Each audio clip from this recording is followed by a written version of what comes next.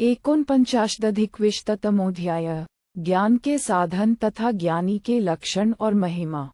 व्यास जी कहते हैं, पुत्र, प्रकृति ही गुणों की सृष्टि करती है। क्षेत्रज्ञ आत्मा तो उदासीन की भांति उन संपूर्ण विकारशील गुणों को देखा करता है। वह स्वाधीन एवं उनका अधिष्ठाता है।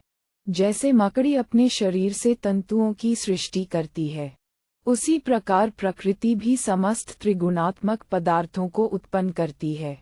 प्रकृति जो इन सब विषयों की सृष्टि करती है, वह सब उसके स्वभाव से ही होता है। किन्हीं का मत है कि तत्वज्ञान से जब गुणों का नाश कर दिया जाता है, तब भी वे सर्वथा नष्ट नहीं होते, किंतु तत्वज्ञ के लिए उनकी उपलब्धि नहीं होती, अर्थात उसका उनसे संबंध नहीं रहता। दूसरे लोग मानते है कि उनकी सर्वथा निवृत्ति हो जाती है, अर्थात उनका अस्तित्व नहीं रहता। इन दोनों मतों पर अपनी बुद्धि के अनुसार विचार करके सिद्धांत का निश्चय करे। इस प्रकार निश्चय करने से बार बार गर्भ में शयन करने वाला जीव महान हो जाता है। आत्मा आदि और अंत से रहित है। उसे जानकर मनुष्य सदा हर्ष, क्रोध और ईर्ष्या द्वेष से रहित हो विचरता रहे। साधक को चाहिए कि बुद्धि के चिंता आदि धर्मों से सुदृढ़ हुई हृदय की अविद्यामयी अनित्य ग्रंथि को उपर्युक्त प्रकार से काटकर शोक और संदेह से रहित हो सुखपूर्वक परमात्मा स्वरूप में स्थित हो जाए। जैसे तैरने की कला न जानने वाले मनुष्य यदि किनारे की भूमि से जलपूर्ण नदी में गिर पड़ते हैं तो गोते खाते हुए महान क्लेश सहन करते हैं, उसी प्रकार अज्ञानी मनुष्य इस संसार सागर में डूबकर कष्ट भोगते रहते हैं। ऐसा समझो। परंतु जो तैरना जानता है, वह कष्ट नहीं उठाता, वह तो जल में भी स्थल की ही भांति चलता है। उसी तरह ज्ञान स्वरूप विशुद्ध आत्मा को प्राप्त हुआ तत्ववेत्ता संसार सागर से पार हो जाता है। जो मनुष्य इस प्रकार संपूर्ण प्राणियों के आवागमन को जानता तथा उनकी विषम अवस्था पर विचार करता है, उसे परम उत्तम शांति प्राप्त होती है। विशेष रूप से ब्राह्मण में और समान भाव से मनुष्य मात्र में इस ज्ञान को प्राप्त करने की जन्मसिद्ध शक्ति है। मन और इंद्रियों का संयम तथा आत्मज्ञान मोक्ष प्राप्ति के लिए पर्याप्त साधन है।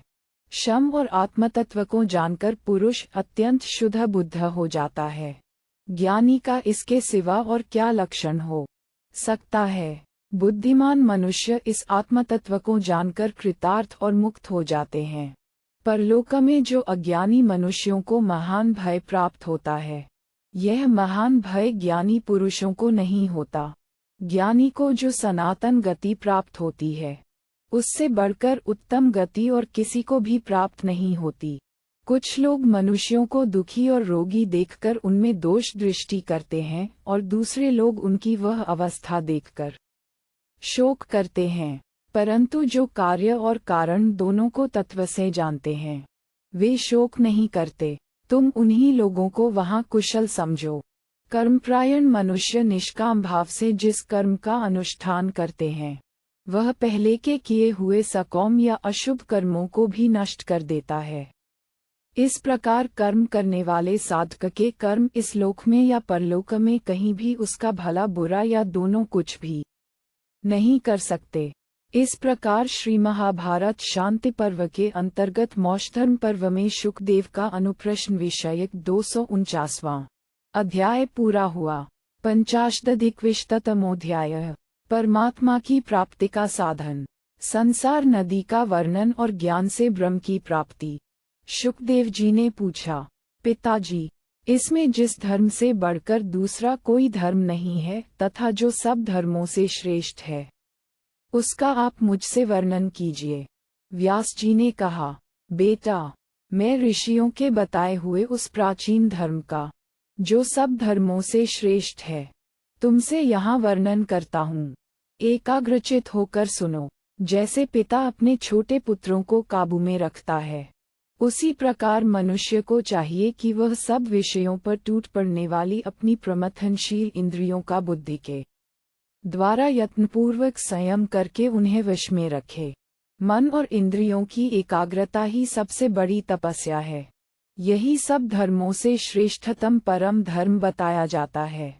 मन सहित संपूर्ण इंद्रियों को बुद्धि के द्वारा स्थिर करके बहुत से चिंतनीय विषयों का चिंतन न करते हुए अपनी आत्मा में तृप्त सा होकर निश्चिंत और निश्चल हो जाए।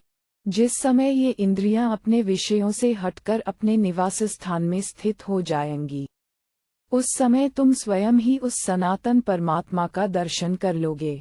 धूम्रहित अग्नि के समान देदीप्यमान वह परमेश्वर ही सबका आत्मा और परम महान है।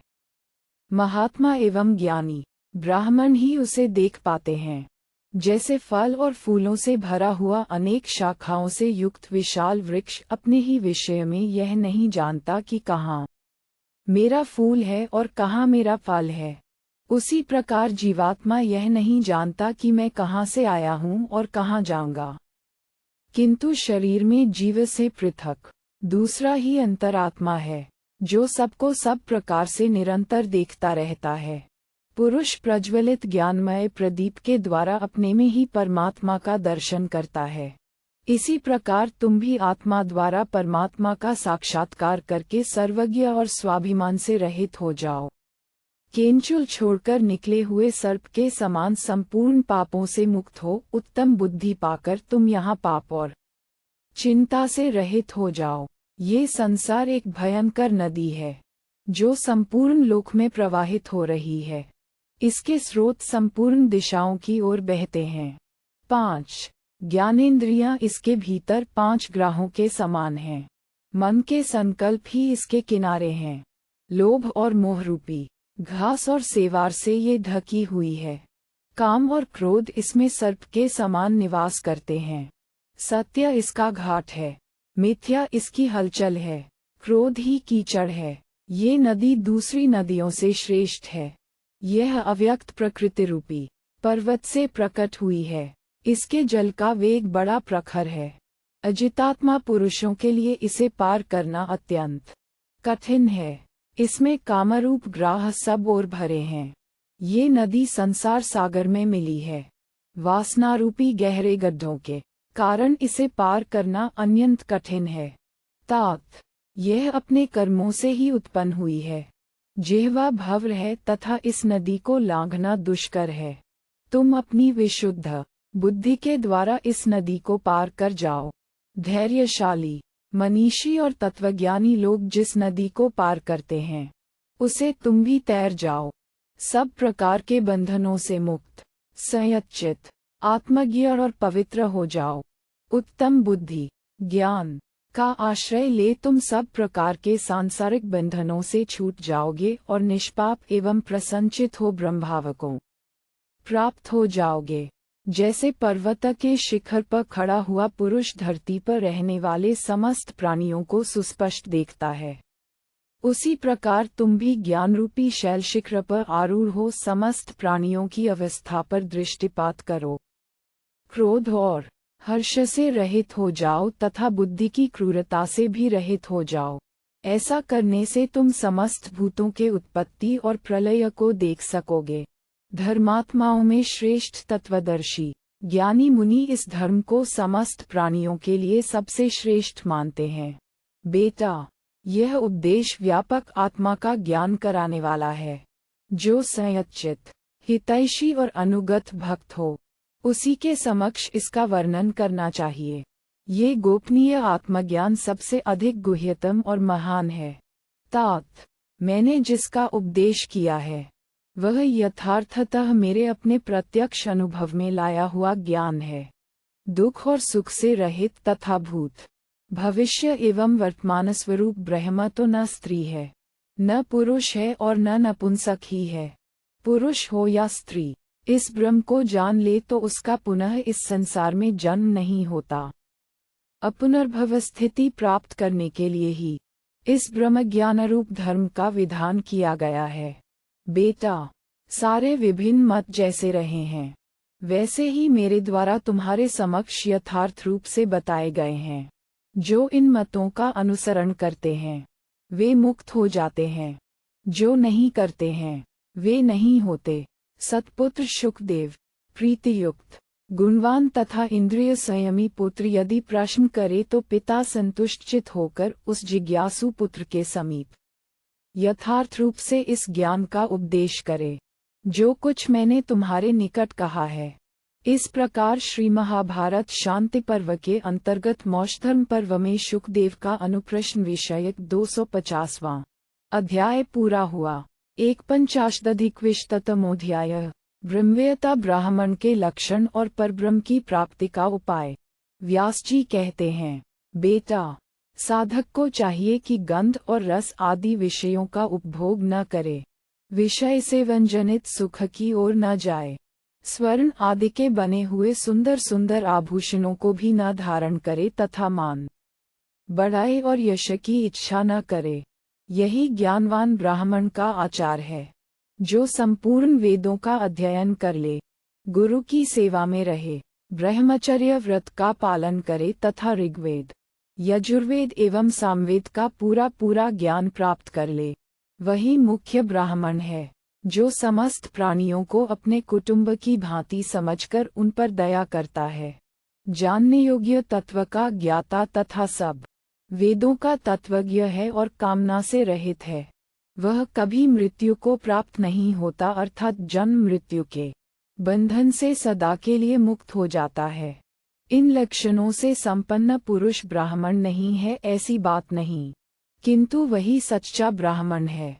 नाना प्रकार की इष्टियों और बड़ी बड़ी दक्षिणाओं वाले यज्ञों का अनुष्ठान करने मात्र से बिना विधान के अर्थात बिना आत्मज्ञान के किसी को किसी तरह भी ब्राह्मणत्व नहीं प्राप्त हो सकता। जिस समय वह दूसरे प्राणियों से नहीं डरता और दूसरे प्राणी भी उससे भयभीत नहीं होते, तथा जब वह इच्छा और द्वेष का सर्वथा परित्याग कर देता है, उसी समय उसे ब्रह्मभाव की प्राप्ति होती है। जब वह मन, वाणी और क्रिया द्वारा किसी भी प्राणी की बुराई करने का विचार अपने मन में नहीं करता, तब वह ब्रह्मभाव को प्राप्त हो जाता है। में कामना ही एकमात्र बंधन है, यहाँ दूसरा कोई बंधन नहीं है। जो कामना के बंधन से छूट जाता है, वह ब्रह्मभाव प्राप्त करने में समर्थ हो जाता है। कामना से मुक्त हुआ रजोगुण रहित धीर पुरुष धूमिल रंग के बादल से निकले हुए चंद्रमा की भांति निर्मल होकर धैर्यपूर्वक काल की प्रतीक्षा करता रहता है। जैसे नदियों के जल सब ओर से परिपूर्ण और अविचल प्रतिष्ठा वाले समुद्र में उसको विचलित न करते हुए ही समा जाते हैं, उसी प्रकार सब भोग जिस स्थित प्रज्ञ पुरुष में किसी प्रकार का विकार उत्पन्न किए बिना ही प्रविष्ट हो जाते हैं, वही पुरुष परम शांति को प्राप्त होता है। भोगों को चाहने वाला नहीं, भोग ही उस स्थित प्रज्ञ पुरुष की कामना करते हैं, परंतु वह भोगों की कामना नहीं रखता। जो कामभोग चाहने वाला देहाभिमानी है, वह कामनाओं के फल स्वरूप स्वर्गलोक में चला जाता है। वेद का सार है सत्य वचन, सत्य का सार है इंद्रियों का संयम, संयम का सार है दान और दान का सार है तपस्या, तपस्या का सार है त्याग, त्याग का सार है सुख, सुख का सार है स्वर्ग और स्वर्ग का सार है शांति। मनुष्य को संतोषपूर्वक रहकर शांति के उत्तम उपाय सत्वगुण को अपनाने की इच्छा करनी चाहिए। सत्वगुण मन की तृष्णा, शोक और संकल्प को उसी प्रकार जलाकर नष्ट करने वाला है, जैसे गर्म जल चावल को गला देता है। शोक शून्य, ममता रहित, शांत, प्रसन्नचित्त, मात्सर्यहीन और संतोषी, इन 6 लक्षणों से युक्त मनुष्य पुनर्तः ज्ञान से तृप्त हो मोक्ष प्राप्त कर लेता है। जो देहाभिमान से मुक्त होकर सत्व प्रधान सत्य, दम, दान, तप, त्याग और शम, इन 6 गुणों तथा श्रवण, मनन, निधिध्यासन रूप त्रिविध साधनों से प्राप्त होने वाले आत्मा को इस शरीर के रहते हुए ही जान लेते हैं, वे परम शांति रूप गुण को प्राप्त होते हैं, जो उत्पत्ति और विनाश से रहित, स्वभाव सिद्ध, संस्कार शून्य तथा शरीर के भीतर स्थित सुकृत नाम से प्रसिद्ध ब्रह्म को प्राप्त हो जाता है। वह अक्षय सुख का भागी होता है। अपने मन को इधर उधर जाने से रोककर आत्मा में संपूर्ण रूप से स्थापित कर लेने पर पुरुष को जिस संतोष और सुख की प्राप्ति होती है, उसका दूसरे किसी उपाय से प्राप्त होना असंभव है। जिससे बिना भोजन के भी मनुष्य तृप्त हो जाता है, जिसके होने से निर्धन को भी पूर्ण संतोष रहता है, तथा जिसका आश्रय मिलने से घृत आदि स्निग्ध पदार्थ का सेवन किए बिना भी मनुष्य अपने में अनंत बल का अनुभव करता है। उस ब्रह्म को जो जानता है वही वेदों का तत्वज्ञ है, जो अपनी इंद्रियों के सुरक्षित द्वारों को सब ओर से बंद करके नित्य ब्रह्म का चिंतन करता रहता है। वही श्रेष्ठ ब्राह्मण आत्माराम कहलाता है, जो अपनी कामनाओं को नष्ट करके परम तत्वरूप परमात्मा में एकाग्रचित होकर स्थित है। उसका सुख शुक्ल पक्ष के चंद्रमा की भांति सब ओर से बढ़ता रहता है, जो सामान्यतः संपूर्ण भूतों और भौतिक गुणों का त्याग कर देता है। उस मुनि का दुख उसी प्रकार सुखपूर्वक अनायास नष्ट हो जाता है, जैसे सूर्योदय से अंधकार, गुणों के ऐश्वर्य तथा कर्मों का परित्याग करके विषय वासना से रहित हुए उस ब्रह्मवेत्ता पुरुष को जरा और मृत्यु नहीं प्राप्त होती है। जब मनुष्य समस्त बंधनों से पूर्णतया मुक्त होकर समता में स्थित हो जाता है, उस समय इस शरीर के भीतर रहकर भी वह इंद्रियों और उनके विषयों की पहुँच के बाहर हो जाता है। इस प्रकार जो परम कारण स्वरूप ब्रह्म को पाकर कार्यमयी प्रकृति की सीमा को लांघ जाता है, वह ज्ञानी परम पद को प्राप्त हो जाता है। उसे पुनः इस संसार में नहीं लौटना पड़ता है। इस प्रकार श्री महाभारत शांति पर्व के अंतर्गत मोक्षधर्म पर्व में शुकदेव का अनुप्रश्न विषयक 251वां अध्याय पूरा हुआ। 250 शरीर में पंचभूतों के कार्य और गुणों की पहचान। व्यास जी कहते हैं, बेटा, जो अर्थ और धर्म का अनुष्ठान करके सुख दुख आदि द्वंद्वों को धैर्यपूर्वक सहता हो और मोक्ष की जिज्ञासा रखता हो, उस श्रद्धालु शिष्य को गुणवान वक्ता पहले इस महत्वपूर्ण अध्यात्म शास्त्र का श्रवण कराए। आकाश, वायु, जल, तेज और पांचवा पृथ्वी तथा भाव पदार्थ अर्थात गुण, कर्म, सामान्य, विशेष और समवाय एवं अभाव और काल, दिक्, आत्मा और मन, ये सब के सब समस्त पांच भौतिक शरीरधारी प्राणियों में स्थित हैं। आकाश अवकाश स्वरूप है और श्रवणेन्द्रिय आकाशमय है। शरीर शास्त्र के विधान को जानने वाला मनुष्य शब्द को आकाश का गुण जाने। चलना फिरना वायु का धर्म है। प्राण और अपान भी वायु स्वरूप ही हैं। समान, उदान और व्यान को भी वायु रूप ही मानना चाहिए। स्पर्श इंद्रिय, त्वचा तथा स्पर्श नामक गुण को भी वायुमय ही समझना चाहिए। ताप, पाक, प्रकाश और नेत्रेंद्रिय, ये सब तेज या अग्नि तत्व के कार्य हैं। श्याम, गौर और ताम्र आदि वर्ण वाले रूप को उसका गुण समझना चाहिए। क्लेदन, किसी वस्तु को सड़ा गला देना। क्षुद्रता, सूक्ष्मता तथा स्निग्धता, ये जल के धर्म बताए जाते हैं। रक्त, मज्जा तथा अन्य जो कुछ स्निग्ध पदार्थ हैं, उन सब को जलमय समझे। रसनेन्द्रिय, जिह्वा और रस, ये सब जल के गुण माने गए हैं। शरीर में जो संघात या कड़ापन है, वह पृथ्वी का कार्य है। अतः हड्डी, दांत और नख आदि को पृथ्वी का अंश समझना चाहिए। इसी प्रकार दाढ़ी मूंछ, शरीर के रोएं, केश, नाड़ी, स्नायु और चर्म, इन सब की उत्पत्ति भी पृथ्वी से ही हुई है। नासिका नाम से प्रसिद्ध जो घ्राणेन्द्रिय है, वह भी पृथ्वी का ही अंश है। इस गंध नामक विषय को भी पार्थिव गुण ही जानना चाहिए। उत्तरोत्तर सभी भूतों में पूर्ववर्ती भूतों के गुण विद्यमान हैं।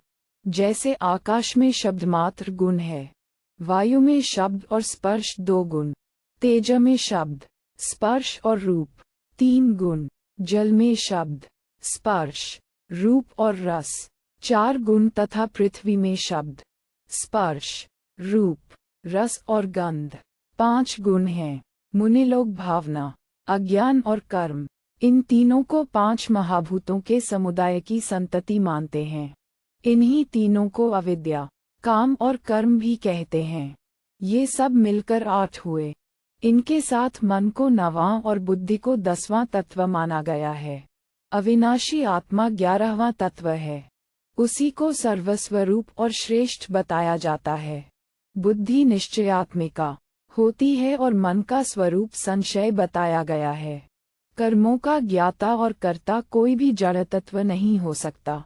इस अनुमान ज्ञान से उस क्षेत्रज्ञ नामक जीवात्मा को समझना चाहिए, जो मनुष्य सारे को इन समस्त कालात्मक भावों से संपन्न देखता और निष्पाप कर्म करता है। वह कभी मोह में नहीं पड़ता है। इस प्रकार श्री महाभारत शांति पर्व के अंतर्गत मोक्षधर्म पर्व में शुकदेव का अनुप्रश्न विषयक 252वां अध्याय पूरा हुआ। 53-अधिकविंशतमोऽध्याय। स्थूल, सूक्ष्म और कारण शरीर से भिन्न जीवात्मा का और परमात्मा का योग के द्वारा साक्षात्कार करने का प्रकार। व्यास जी कहते हैं, पुत्र, योग शास्त्र के ज्ञाता शास्त्रोक्त कर्मों के द्वारा स्थूल शरीर से निकले हुए सूक्ष्म स्वरूप जीवात्मा को देखते हैं। जैसे सूर्य की किरणें परस्पर मिली हुई ही सर्वत्र विचरती हैं एवं स्थित हुई दृष्टिगोचर होती हैं, उसी प्रकार अलौकिक जीवात्मा स्थूल शरीर से निकलकर संपूर्ण लोकों में जाते हैं। ये ज्ञान दृष्टि से ही जानने में आ सकता है। जैसे विभिन्न जलाशयों के जल में सूर्य की किरणों का पृथक पृथक दर्शन होता है, उसी प्रकार योगी पुरुष सभी सजीव शरीरों के भीतर सूक्ष्म रूप से स्थित पृथक पृथक जीवों को देखता है। शरीर के तत्व को जानने वाले जितेंद्रिय योगीजन उन स्थूल शरीरों से निकले हुए सूक्ष्म लिंग शरीरों से युक्त जीवों को अपने आत्मा के द्वारा देखते हैं, जो अपने मन में चिंतित कर्मजनित रजोगुण का अर्थात रजोगुण जनित काम आदि का योगबल से परित्याग कर देते हैं, तथा जो प्रकृति के तादात्म्य भाव से भी मुक्त हैं। उन सभी योगप्रायण योगी पुरुषों का जीवात्मा जैसे दिन में वैसे रात में, जैसे रात में वैसे दिन में सोते जागते समय निरंतर उनके वश में रहता है। उन योगियों का नित्य स्वरूप जीव सदा 7 सूक्ष्म गुणों, महतत्व, अहंकार और 5 तन्मात्राओं से युक्त हो अजर अमर देवताओं की भांति नित्य प्रति विचरता रहता है। जिन मूल मनुष्यों का जीवात्मा मन और बुद्धि के वशीभूत रहता है, वह अपने और पराये शरीर को जानने वाला मनुष्य स्वप्न अवस्था में भी सूक्ष्म शरीर से सुख दुख का अनुभव करता है। वहाँ स्वप्न में भी उसे दुख और सुख प्राप्त होते हैं, एवं उस स्वप्न में भी की भांति ही क्रोध और लोभ करके वह संकट में पड़ जाता है। वहाँ भी महान धन पाकर वह प्रसन्न होता है तथा पुण्य कर्मों का अनुष्ठान करता है। इतना ही नहीं, जागृत अवस्था की भांति वह स्वप्न में भी सब वस्तुओं को देखता है। ये कितने बड़े आश्चर्य की बात है कि गर्भभाव की प्राप्त हुआ जीवात्मा 10 मास तक माता के उदर में निवास करता है और जठरांल की अधिक आंच से संतप्त होता रहता है तो भी अन्न की भांति पच नहीं जाता। ये जीवात्मा परमात्मा का ही अंश है और देहधारियों के हृदय में विराजमान है, तथापि जो लोग रजोगुण और तमोगुण से अभिभूत हैं वे देह के भीतर उस जीवात्मा की स्थिति को देख या समझ नहीं पाते हैं। जड़ स्थूल शरीर, अमूर्त सूक्ष्म शरीर तथा वज्रतुल्य सुदृढ़ कारण शरीर, ये जो 3 प्रकार के शरीर हैं, इन्हें आत्मा को प्राप्त करने की इच्छा वाले योगीजन योगशास्त्र परायण होकर लांघ जाते हैं। संन्यास आश्रम के कर्म भिन्न भिन्न प्रकार के बताए गए हैं। उनमें समाधि के विषय में मैंने जो कुछ बताया है, इसी को शांडिल्य मुनि ने शम के नाम से छांदोग्योपनिषद शांडिल्य ब्राह्मण में कहा है, जो पंचमात्रा तथा मन और बुद्धि, इन 7 सूक्ष्म तत्वों को शाश्वत जानकर एवं 6 अंगों से यानी ऐश्वर्यों से युक्त महेश्वर का ज्ञान प्राप्त करके इस बात को जान लेता है कि त्रिगुणात्मिका प्रकृति का परिणाम ही यह संपूर्ण जगत है, वह परब्रह्म परमात्मा का साक्षात्कार कर लेता है।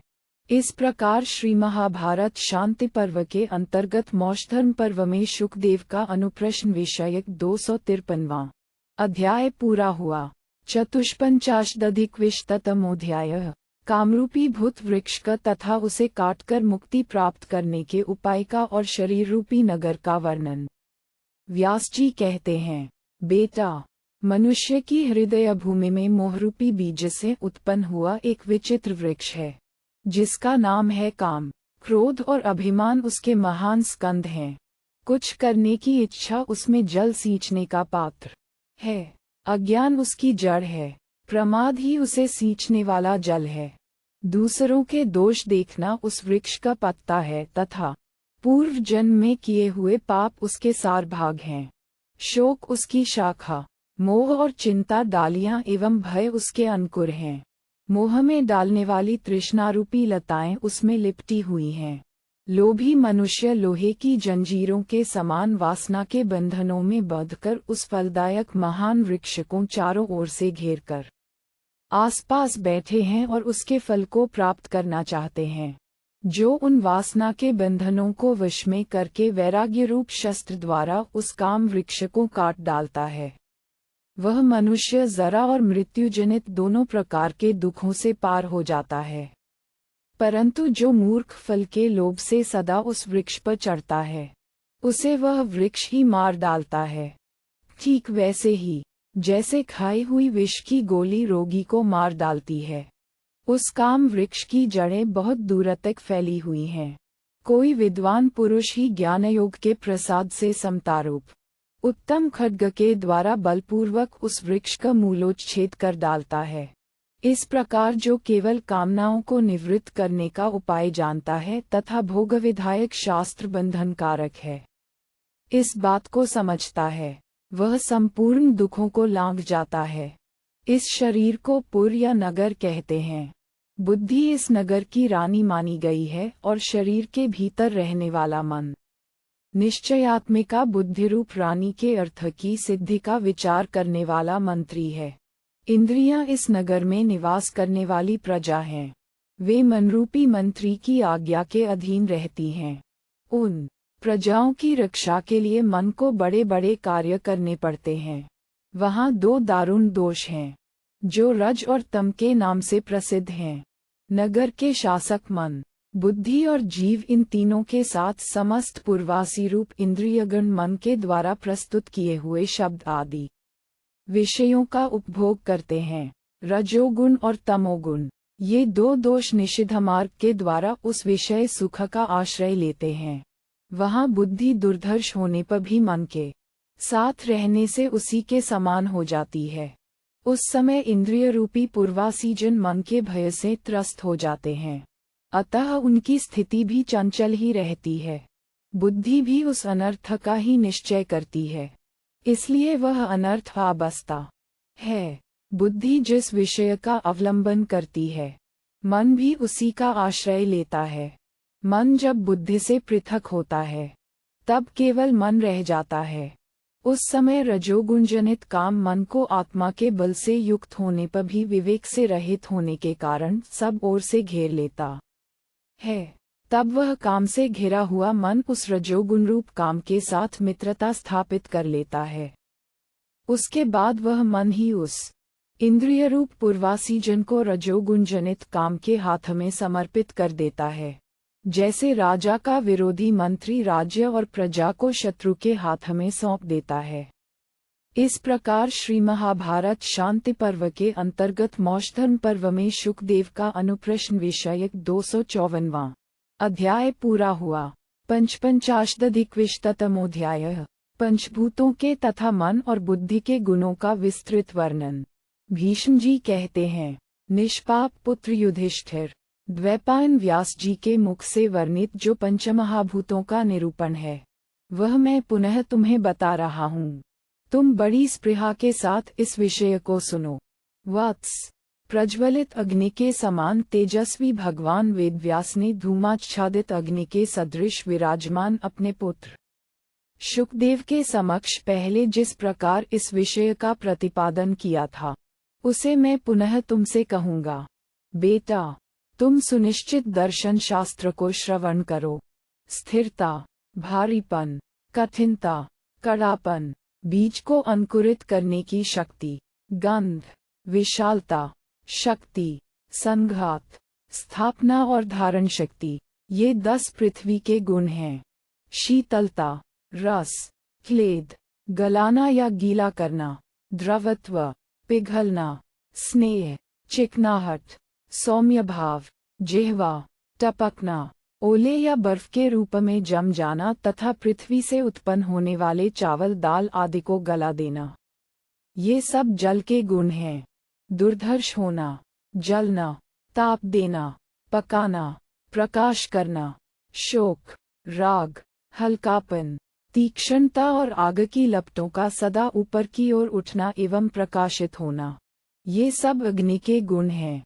अनियत स्पर्श, वाक इंद्रिय की स्थिति, चलने फिरने आदि की स्वतंत्रता, बल, शीघ्रगामिता, मल मूत्र आदि को शरीर से बाहर निकालना, उत्क्षेपण आदि कर्म, क्रिया शक्ति, प्राण और जन्म मृत्यु, ये सब वायु के गुण हैं।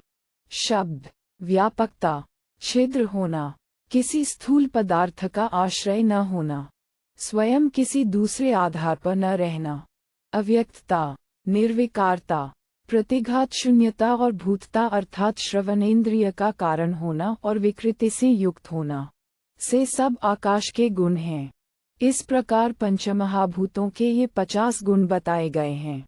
धैर्य, तर्क वितर्क में कुशलता, स्मरण, भ्रांति, कल्पना, क्षमा, शुभ एवं अशुभ संकल्प और चंचलता, ये मन के 9 गुण हैं। इष्ट और अनिष्ट वृत्तियों का नाश, विचार, समाधान, संदेह और निश्चय, ये 5 बुद्धि के गुण माने गए हैं। युधिष्ठिर ने पूछा, पितामह, बुद्धि के 5 ही गुण कैसे हैं, तथा 5 इंद्रियां भी भूतों के गुण कैसे हो सकती हैं? ये सारा सूक्ष्म ज्ञान आप मुझे बताइए। भीष्म जी ने कहा, वत्स युधिष्ठिर, महर्षियों का कहना है कि बुद्धि के 60 गुण हैं, अर्थात 5 भूतों के पूर्वाक्त 50 गुण तथा बुद्धि के 5 गुण मिलकर 55 हुए। इनमें पंचभूतों को भी बुद्धि के गुण रूप से गिन लेने पर वे 60 हो जाते हैं। ये सभी गुण नित्य चैतन्य से मिले हुए हैं। पंचमहाभूत और उनकी विभूतियां अविनाशी परमात्मा की सृष्टि हैं, परंतु परिवर्तनशील होने के कारण उसे तत्वज्ञ पुरुष नित्य नहीं बताते हैं। वत्स युधिष्ठिर, अन्य वक्ताओं ने की उत्पत्ति के विषय में पहले जो कुछ कहा है, वह सब वेद विरुद्ध और विचार दूषित है। अतः इस समय तुम नित्य सिद्ध परमात्मा का यथार्थ तत्व सुनकर उन्हीं परमेश्वर के प्रभाव एवं प्रसाद से शांत बुद्धि हो जाओ। इस प्रकार श्री महाभारत शांति पर्व के अंतर्गत मौषधर्म पर्व में शुकदेव का अनुप्रश्न विषयक 255वां अध्याय पूरा हुआ। षट्पंचाशदधिकविंशतमोऽध्याय। युधिष्ठिर का मृत्यु विषयक प्रश्न। नारद जी का राजा अकम्पन से मृत्यु की उत्पत्ति का प्रसंग सुनाते हुए ब्रह्मा जी की रोषाग्नि से प्रजा के दग्ध होने का वर्णन। युधिष्ठिर ने पूछा, पितामह, ये जो असंख्य भूपाल प्राण शून्य होकर इस भूतलप सेना के बीच में सो रहे हैं, इनकी ओर दृष्टिपात कीजिए। ये महान बलवान थे तो भी संज्ञाहीन होकर पड़े हैं। इनमें से एक एक नरेश भयानक बल से संपन्न था, 10-10 हजार हाथियों की शक्ति रखता था। वे सब के सब इस युद्धस्थल में अपने समान ही तेजस्वी और बलवान मनुष्यों द्वारा मारे गए हैं।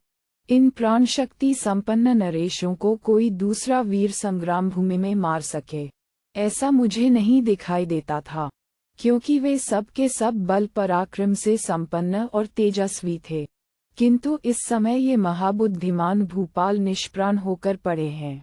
इनके प्राण निकल जाने पर इनके लिए मृत शब्द का व्यवहार होता है, अर्थात ये मर गए, ऐसा कहा जाता है। ये जो नरेश मृत्यु को प्राप्त हो गए हैं, इनमें बहुत से भयानक पराक्रम से संपन्न हैं। यहाँ मेरे मन में ये संदेह होता है कि इन्हें मृत नाम कैसे दिया गया, किसकी मृत्यु होती है, किससे मृत्यु होती है, और किस कारण से मृत्यु यहाँ समस्त प्राणियों का अपहरण करती है। देवतुल्य पितामह, मुझे ये सब बताने की कृपा करें। भीष्म जी ने कहा, तात, प्राचीन सत्ययुग की बात है। अकम्पन नाम के एक राजा थे। एक समय संग्राम में उनका रथ नष्ट हो गया और वे शत्रु के वश में पड़ गए। उनके एक पुत्र था जिसका नाम था हरि। वह बल में भगवान नारायण के ही समान जान पड़ता था, परंतु उस सम्रांगण में शत्रुओं ने सेना और सेवकों सहित उस राजकुमार को मार गिराया। राजा अकम्पन स्वतंत्र भूपाल न रहकर शत्रु के अधीन हो गए तथा पुत्र के शोक में डूबे रहने लगे। वे शांति का उपाय ढूंढ रहे थे। इतने ही में दैवेच्छा से भूतल पर विचरते हुए देवर्षि नारद का उन्हें दर्शन हुआ। राजा ने युद्धस्थल में शत्रुओं द्वारा अपने पकड़े जाने एवं पुत्र की मृत्यु होने का सारा समाचार यथावत रूप से नारद जी के सामने कह सुनाया। राजा का वह कथन सुनकर तपस्या के धनी नारद जी ने उस समय उनसे ये प्राचीन इतिहास कहना आरंभ किया, जो उनके पुत्र शोक को मिटाने वाला था। नारद जी बोले, राजन, आज यह अत्यंत विस्तृत आख्यान सुनो। पृथ्वीनाथ, मैंने इसे जैसा सुना है वह यथावत वृत्तांत तुम्हें सुना रहा हूँ। प्रजा की सृष्टि करते समय महातेजस्वी पितामह ब्रह्मा ने जब बहुत से प्राणियों की सृष्टि कर डाली, तब उनकी संख्या बहुत अधिक हो गई। इतनी अधिक प्रजाओं का होना ब्रह्मा जी से सहन न हो सका। अपने धर्म से कभी च्युत न होने वाले नरेश, उस समय कहीं कोई थोड़ा सा भी ऐसा स्थान नहीं रह गया जो जीव जंतुओं से भरा न हो। सारी त्रिलोकी अवरुद्ध हो गई। लोगों का कहीं सांस लेना भी असंभव सा हो गया। सबका दम घुटने लगा। भूपाल, अब ब्रह्मा जी के मन में प्रजा के संहार की, उनकी संख्या घटाने की चिंता उत्पन्न हुई। वे बहुत देर तक सोचते विचारते रहे, परंतु प्रजा के संहार का कोई युक्तियुक्त कारण ध्यान में नहीं आया। महाराज, उस समय रोषवश ब्रह्मा जी के नेत्र आदि इंद्रिय गोलकों से अग्नि प्रकट हो गई। राजन, उस अग्नि से पितामह ने संपूर्ण दिशाओं को दग्ध करना आरंभ किया। राजन, तब भगवान ब्रह्मा के क्रोध से प्रकट हुई वह आग स्वर्ग, पृथ्वी, अंतरिक्ष तथा चराचर प्राणियों सहित संपूर्ण को जलाने लगी। प्रपितामह ब्रह्मा के कुपित होने पर उनके क्रोध के महान वेग से सभी स्थावर जंगम प्राणी दंध होने लगे। तब यज्ञ ही जिनकी जटाएं हैं तथा जो वेदों और यज्ञों के प्रतिपालक हैं, वे शत्रुवीरों का संहार करने वाले कल्याणकारी भगवान शिव ब्रह्मा जी की शरण में गए। प्रजावर्ग के हित की इच्छा से महादेव जी के अपने सामने आने पर तेज से जलते हुए से परमदेव ब्रह्मा जी उनसे इस प्रकार बोले, शंभो, मैं तुम्हें वर पाने के योग्य समझता हूँ। बोलो, आज तुम्हारी कौन सी इच्छा पूर्ण करूं? तुम्हारे हृदय में जो भी प्रिय मनोरथ हो, उसे मैं पूर्ण करूंगा। इस प्रकार श्री महाभारत शांति पर्व के अंतर्गत मौषधर्म पर्व में मृत्यु और प्रजापति के संवाद का उपक्रम विषयक 256वां अध्याय पूरा हुआ। सप्तपंचाशदधिकविंशतितमोऽध्याय। महादेव जी की प्रार्थना से ब्रह्मा जी के द्वारा अपनी रोषाग्नि का उपसंहार तथा मृत्यु की उत्पत्ति। महादेव जी ने कहा, प्रभो, पितामह, मेरा मनोरथ या प्रयोजन आपसे प्रजासर्ग की रक्षा के लिए प्रार्थना करना है। आप इस बात को जान लें, आप ही ने इन प्रजाओं की सृष्टि की है, अतः आप इन पर क्रोध न कीजिए। देव, जगदीश्वर, आज आपकी क्रोधाग्नि से सारी प्रजाएं दग्ध हो रही हैं। उन्हें उस अवस्था में देखकर मुझे दया आती है। आप उन पर क्रोध न करें। प्रजापति ब्रह्मा जी बोले, शिव, मैं प्रजा पर कुपित नहीं हूँ और न मेरी यही इच्छा है कि प्रजाओं का विनाश हो जाए। पृथ्वी का भार हल्का करने के लिए ही प्रजा के संहार की आवश्यकता प्रतीत हुई है। महादेव, ये पृथ्वी देवी भारी भार से पीड़ित हो सदा मुझे प्रजा के संहार के लिए प्रेरित करती रही है, क्योंकि यह के भार से समुद्र में डूबी जा रही है। जब बहुत विचार करने पर भी मुझे इन बढ़ी हुई प्रजाओं के संहार का कोई उपाय न सूझा, तब मुझे क्रोध आ गया। महादेव जी ने कहा, देवेश्वर, संहार के लिए आप क्रोध न करें, प्रजा पर प्रसन्न हों। कहीं ऐसा न हो कि समस्त चराचर प्राणियों का विनाश हो जाए। ये सारे जलाशय, सब के सब घास और लता बैलें तथा 4 प्रकार के प्राणी समुदाय, स्वेद्स, अंस, उद्भिज, जरायुज, भस्मीभूत हो रहे हैं। सारे का प्रलय उपस्थित हो गया है। भगवान, प्रसन्न होइए। साधो, मैं आपसे यही वर मांगता हूँ। यदि इन प्रजाओं का नाश हो गया तो ये किसी तरह फिर यहाँ उपस्थित न हो सकेंगी। इसलिए आप अपने ही प्रभाव से इस क्रोधाग्नि को निवृत्त कीजिए। पितामह, आप संपूर्ण प्राणियों के हित के लिए संहार का कोई दूसरा ही उपाय सोचिए, जिससे ये सारे जीव जंतु एक साथ ही दंड न हो जाएं। लोकेश्वरेश्वर, आपने मुझे देवताओं के आधिपत्य पद पर नियुक्त किया है, अतः मैं आपसे प्रार्थना करता हूँ, यदि प्रजा की संतति का उच्छेद होगा तो समस्त प्रजाओं का सर्वथा अभाव ही हो जाएगा। अतः आप इस विनाश को बंद कीजिए। जगन्नाथ, महादेव, ये समस्त चराचर जगत आपसे ही उत्पन्न हुआ है, अतः मैं आपको प्रसन्न करके ये याचना करता हूँ कि ये सारी प्रजा पुनरावर्तनशील हो, मरकर पुनः जन्म धारण करे। नारद जी कहते हैं, राजन, महादेव जी की वह बात सुनकर भगवान ब्रह्मा ने मन और वाणी का संयम किया तथा उस अग्नि को पुनः अपनी अंतरात्मा में ही लीन कर लिया। तब लोकपूजित भगवान ब्रह्मा ने उस अग्नि का उपसंहार करके प्रजा के लिए जन्म और मृत्यु की व्यवस्था की। उस क्रोधाग्नि का उपसंहार करते समय महात्मा ब्रह्मा जी की संपूर्ण इंद्रियों से एक मूर्तिमती नारी प्रकट हुई।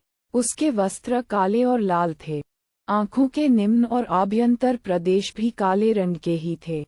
वह दिव्य कुंडलों से कांतिमती तथा अलौकिक आभूषणों से विभूषित थी। वह ब्रह्मा जी के इंद्रिय छिद्रों से निकलकर दक्षिण दिशा की ओर चल दी। उस समय उन दोनों जगदीश्वरों, ब्रह्मा और शिव, ने उस कन्या को देखा। भूपाल, तब लोकों के आदिकारण भगवान ब्रह्मा ने उसे मृत्यु कहकर पुकारा और निकट बुलाकर कहा, तुम इन प्रजाओं का समय समय पर विनाश करती रहो। मैंने प्रजा के संहार की भावना से रोष में भरकर तुम्हारा चिंतन किया था, इसलिए तुम मूढ़ और विद्वानों सहित संपूर्ण प्रजाओं का संहार करो। कामिनी, तुम मेरे आदेश से सामान्यतः सारी प्रजा का संहार करो, इससे तुम्हें परम कल्याण की प्राप्ति होगी।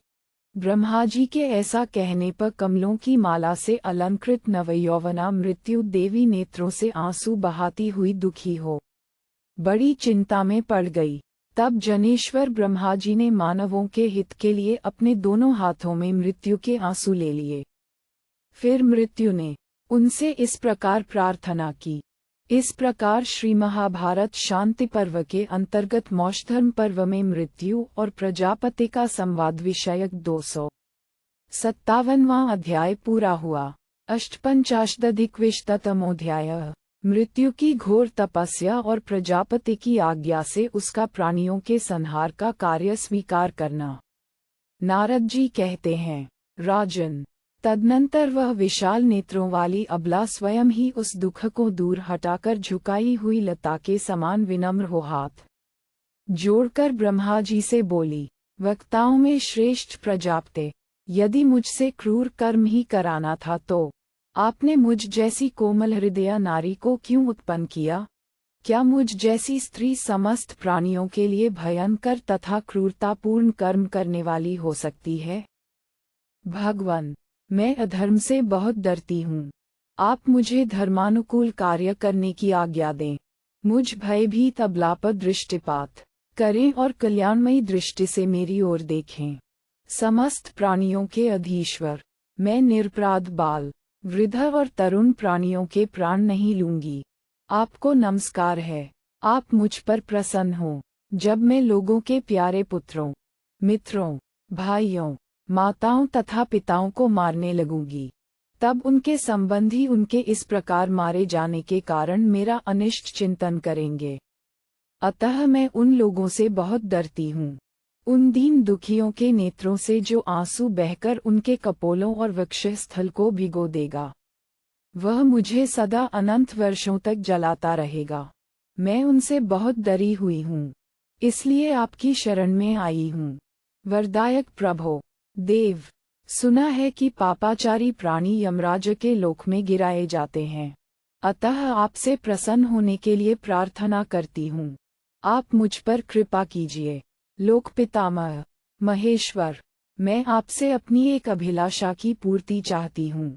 मेरी इच्छा है कि मैं आपकी प्रसन्नता के लिए कहीं जाकर तप करूं। ब्रह्मा जी ने कहा, मृत्यो, प्रजा के संहार के लिए ही मैंने संकल्पपूर्वक तुम्हारी सृष्टि की है। जाओ, सारी प्रजा का संहार करो। इसके लिए मन में कोई विचार न करो। ये बात अवश्य ही इसी प्रकार होने वाली है। इसमें कोई परिवर्तन नहीं हो सकता। निर्दोष अंगों वाली देवी, मैंने जो बात कही है उसका पालन करो, इससे तुम्हें पाप नहीं लगेगा।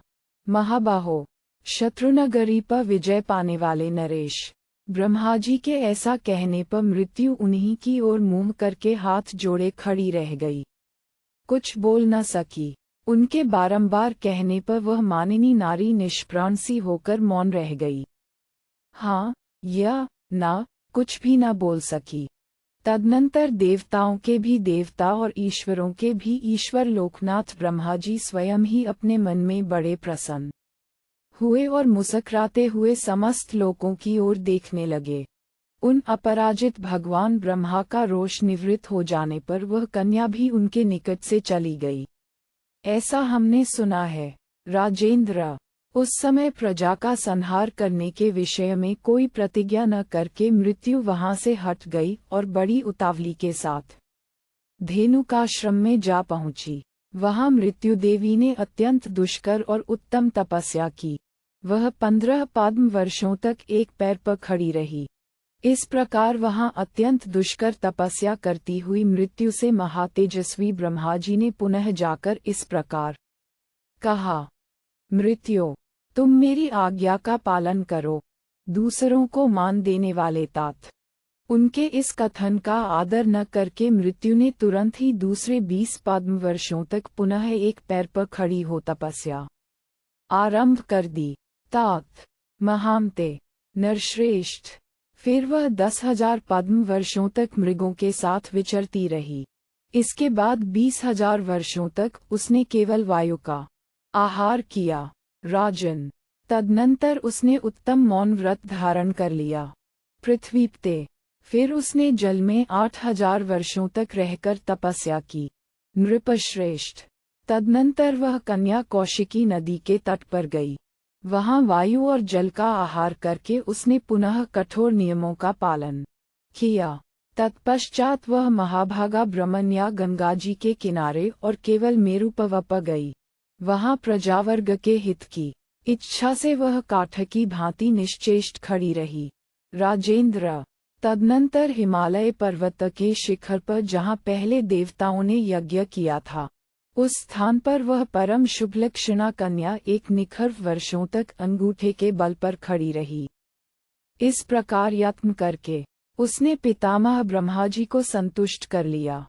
तब संपूर्ण लोकों की उत्पत्ति और प्रलय के कारणभूत ब्रह्मा जी वहां उस कन्या से बोले, बेटी, तुम ये क्या करती हो?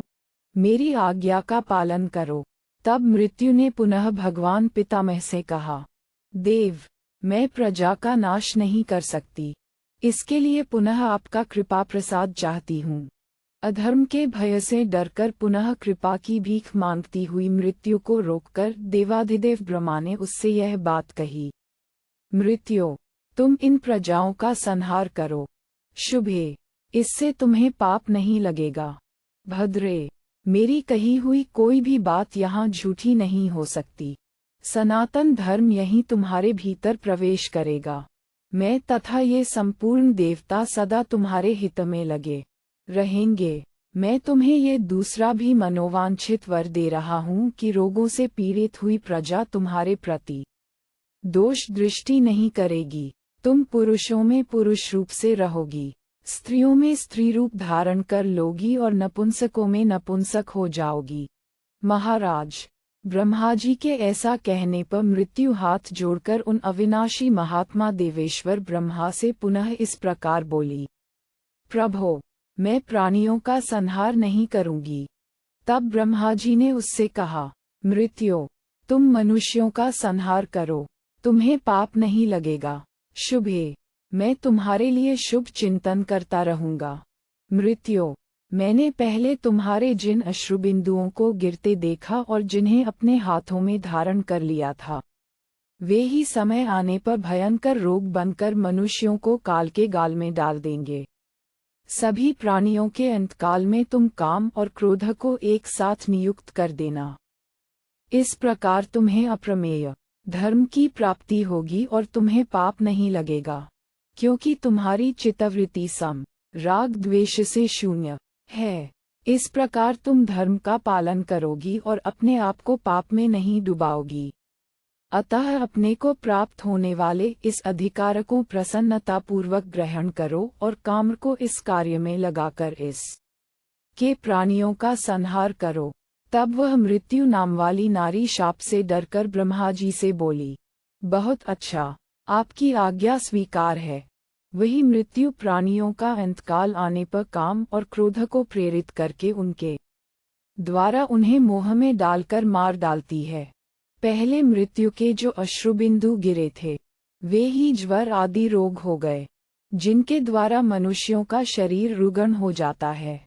वह मृत्यु सभी प्राणियों की आयु समाप्त होने पर उनके पास आती है। अतः राजन, तुम अपने पुत्र के लिए शोक न करो, इस विषय को बुद्धि के द्वारा समझो। राज सिंह, जैसे इंद्रियां जागृत अवस्था के अंत में सुषुप्ति के समय निष्क्रिय होकर विलीन हो जाती हैं और जागृत अवस्था आने पर पुनः लौट आती हैं, उसी प्रकार सारे प्राणी ही जीवन के अंत में परलोक में जाकर कर्मों के अनुसार देवताओं के तुल्य अथवा नरकगामी होते हैं और कर्मों के क्षीण होने पर इसमें लौटकर पुनः मनुष्य आदि योनियों में जन्म ग्रहण करते हैं। भयंकर शब्द करने वाला महान बलशाली भयानक प्राणवायु ही समस्त प्राणियों का प्राणस्वरूप है। वही देहधारियों के देह का नाश होने पर नाना प्रकार के रूपों या शरीरों को प्राप्त होता है। अतः इस शरीर के भीतर देवाधिदेव वायु प्राण ही सबसे श्रेष्ठ है। सभी देवता पुण्य क्षय होने पर इस लोक में आकर मरणधर्मा नाम से विभूषित होते हैं और सभी मरणधर्मा मनुष्य पुण्य के प्रभाव से मृत्यु के पश्चात देवसंज्ञा से संयुक्त होते हैं। अतः राज सिंह, तुम अपने पुत्र के लिए शोक न करो, तुम्हारा पुत्र स्वर्गलोक में जाकर आनंद भोग रहा है। इस प्रकार ब्रह्मा जी ने ही प्राणियों की मृत्यु रची है। वह मृत्यु ठीक समय आने पर यथावत रूप से जीवों का संहार करती है। उसके जो अश्रुपात हैं, वे ही मृत्यु काल प्राप्त होने पर रोग बनकर इसके प्राणियों का संहार करते हैं। इस प्रकार श्री महाभारत शांति पर्व के अंतर्गत मोक्षधर्म पर्व में मृत्यु और प्रजापति का संवाद विषयक 258वां अध्याय पूरा हुआ। 59-अधिक-20तमोऽध्याय। धर्माधर्म के स्वरूप का निर्णय। युधिष्ठिर ने पूछा, पितामह, ये सभी मनुष्य प्रायः धर्म के विषय में संशयशील हैं, अतः मैं जानना चाहता हूँ कि धर्म क्या है और उसकी उत्पत्ति कहाँ से हुई है, यह मुझे बताइए। पितामह, इस लोक में सुख पाने के लिए जो कर्म किया जाता है, वही धर्म है, या परलोक में कल्याण के लिए जो कुछ किया जाता है, उसे धर्म कहते हैं, अथवा लोक परलोक दोनों के सुधार के लिए कुछ किया जाने वाला कर्म ही धर्म कहलाता है, यह मुझे बताइए। भीष्म जी कहते हैं, युधिष्ठिर, वेद, स्मृति और सदाचार, ये तीन धर्म के स्वरूप को लक्षित कराने वाले हैं। कुछ विद्वान अर्थकों भी धर्म का चौथा लक्षण बताते हैं। शास्त्रों में जो धर्मानुकूल कार्य बताए गए हैं, उन्हें ही प्रधान एवं अप्रधान सभी लोग निश्चित रूप से धर्म मानते हैं। लोकयात्रा का निर्वाह करने के लिए ही महर्षियों ने यहाँ धर्म की मर्यादा स्थापित की है। धर्म का पालन करने से आगे चलकर इस लोक और परलोक में भी सुख मिलता है। पापी मनुष्य विचार पूर्वक धर्म का आश्रय न लेने से पाप में प्रवृत्त हो उसके दुखरूप फल का भागी होता है। पापाचारी मनुष्य आपत्तिकाल में कष्ट भोगकर भी उस पाप से मुक्त नहीं होते और धर्म का आचरण करने वाले लोग आपत्तिकाल में भी पाप का समर्थन नहीं करते हैं। आचार, शौचाचार, सदाचार ही धर्म का आधार है। अतः युधिष्ठिर, तुम उस आचार का आश्रय लेकर ही धर्म के यथार्थ स्वरूप को जान सकोगे। जैसे चोर धर्म कार्य में प्रवृत्त होकर भी दूसरों के धन का अपहरण कर ही लेता है और अराजक अवस्था में पराये धन का अपहरण करने वाला लुटेरा सुख का अनुभव करता है, परंतु जब दूसरे लोग उस चोर का भी धन हर लेते हैं, तब वह चोर भी प्रजा की रक्षा करने और चोरों को दंड देने वाले राजा को चाहता है, उसकी आवश्यकता का अनुभव करता है। उस अवस्था में वह उन पुरुषों के समान बनने की इच्छा करता है, जो अपने ही धन से संतुष्ट रहते हैं, दूसरों के धन पर हाथ लगाना पाप समझते हैं। जो पवित्र है, जिसमें चोरी आदि के दोष नहीं है, वह मनुष्य निर्भय और निःशंक होकर राजा के द्वार पर चला जाता है, क्योंकि वह अपनी अंतरात्मा में कोई दुराचार नहीं देखता है। सत्य बोलना शुभ कर्म है। सत्य से बढ़कर दूसरा कोई कार्य नहीं है। सत्य ने ही सबको धारण कर रखा है और सत्य में ही सब कुछ प्रतिष्ठित है। क्रूर स्वभाव वाले पापी भी पृथक पृथक सत्य की शपथ खाकर ही आपस में द्रोह या विवाद से बचे रहते हैं। इतना ही नहीं, वे सत्य का आश्रय लेकर सत्य की ही दुहाई देकर अपने अपने कर्मों में प्रवृत्त होते हैं। वे यदि आपस की शपथ को भंग कर दें तो निस्संदेह परस्पर लड़ भिड़कर नष्ट हो जाएं। दूसरों के धन का अपहरण नहीं करना चाहिए, यही सनातन धर्म है। कुछ बलवान लोग बल के घमंड में नास्तिक भाव का आश्रय लेकर धर्म को दुर्बलों का चलाया हुआ मानते हैं, किंतु जब भाग्यवश वे भी दुर्बल हो जाते हैं, तब अपनी रक्षा के लिए उन्हें भी धर्म का ही सहारा लेना अच्छा जान पड़ता है। संसार में कोई भी न तो अत्यंत बलवान होते हैं और न बहुत सुखी ही। इसलिए तुम्हें अपनी बुद्धि में कभी कुटिलता का विचार नहीं लाना चाहिए। जो किसी का कुछ बिगाड़ता नहीं है, उसे दुष्टों, चोरों अथवा राजा से भय नहीं होता। शुद्ध आचार विचार वाला पुरुष सदा निर्भय रहता है। गांवों में आए हुए हिरण की भांति चोर सबसे डरता रहता है। वह अनेकों बार दूसरों के साथ जैसा पापाचार कर चुका है, दूसरों को भी वैसा ही पापाचारी समझता है। जिसका आचार विचार शुद्ध है, उसे कहीं से कोई खटका नहीं होता। वह सदा प्रसन्न एवं सब ओर से निर्भय बना रहता है तथा वह अपना कोई दुष्कर्म दूसरों में नहीं देखता है। समस्त प्राणियों के हित में तत्पर रहने वाले महात्माओं ने दान करना चाहिए, ऐसा कहकर इसे धर्म बताया है। परंतु बहुत से धनवान उसे दरिद्रों का चलाया हुआ धर्म समझते हैं। परंतु यदि भाग्यवश वे भी निर्धन या दर दर के भिखारी हो जाते हैं, उस समय उनको भी यह धर्म उत्तम जान पड़ता है, क्योंकि कोई भी न तो अत्यंत धनवान होते हैं और न अतिशय सुखी ही हुआ करते हैं। अतः धन का अभिमान नहीं करना चाहिए। मनुष्य दूसरों द्वारा किए हुए जिस व्यवहार को अपने लिए वांछनीय नहीं मानता, दूसरों के प्रति भी वह वैसा बर्ताव न करे।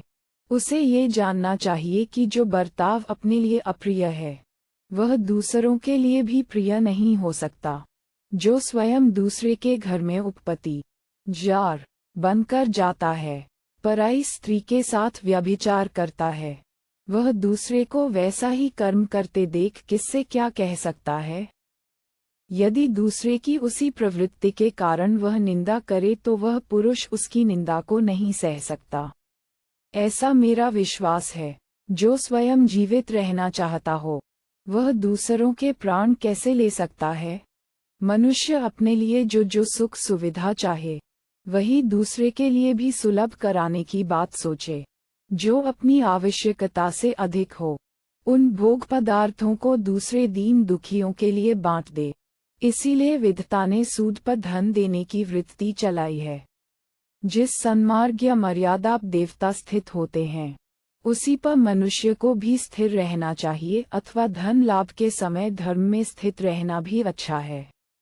युधिष्ठिर, सबके साथ प्रेमपूर्ण बर्ताव करने से जो कुछ प्राप्त होता है वह सब धर्म है, ऐसा मनीषी पुरुषों का कथन है, तथा जो इसके विपरीत है वह अधर्म है। तुम धर्म और अधर्म का संक्षेप से यही लक्षण समझो। विद्ता ने पूर्व काल में सत्पुरुषों के जिस उत्तम आचरण का विधान किया है वह विश्व के कल्याण की भावना से युक्त है, और उससे धर्म एवं अर्थ के सूक्ष्म स्वरूप का ज्ञान होता है।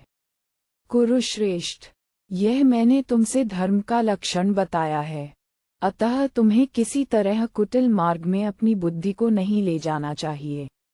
इस प्रकार श्री महाभारत शांति पर्व के अंतर्गत मोक्षधर्म पर्व में धर्म का लक्षण विषयक 259वां अध्याय पूरा हुआ।